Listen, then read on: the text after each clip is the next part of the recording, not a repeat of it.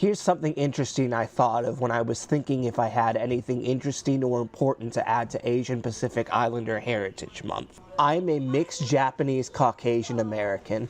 My grandfather was an engineer in the army stationed in Okinawa during the Korean War. My grandmother came from a prominent and wealthy family in Okinawa.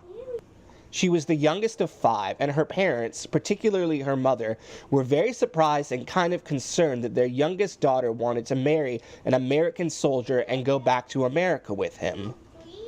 But that's exactly what happened. After having their first child, my aunt, they came back to the States and moved back to Wichita, Kansas.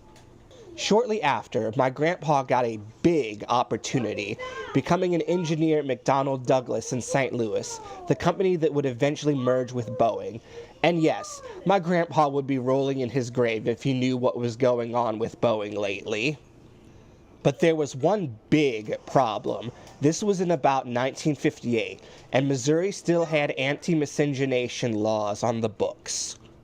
But even worse, Missouri had a unique anti-miscegenation law that not only forbade whites from marrying blacks, but also whites from marrying Asians, a law that I don't believe was in place in any other part of the country.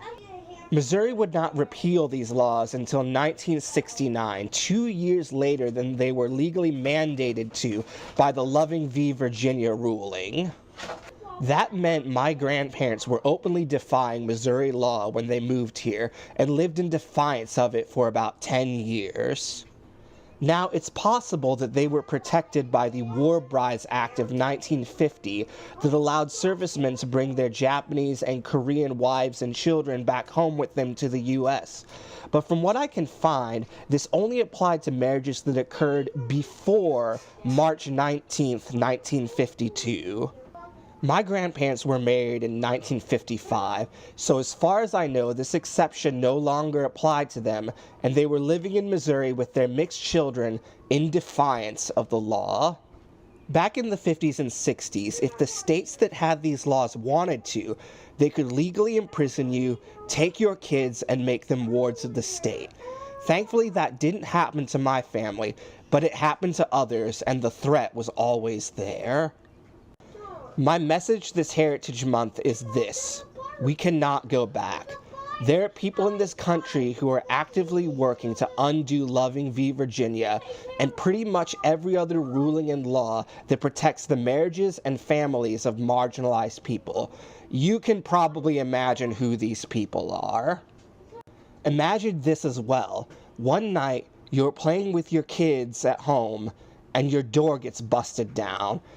They tackle you to the ground, put you on your stomach, cuff you and your spouse, and then another group of people come in and escort your crying children away, all for the crime of being mixed. There are people who want this back. People who are mad Loving v. Virginia exists. We cannot allow these people to come into power. We need to vote them out, stifle them, and as an entire society, reject and ridicule their ideas until they have no ground left to stand on.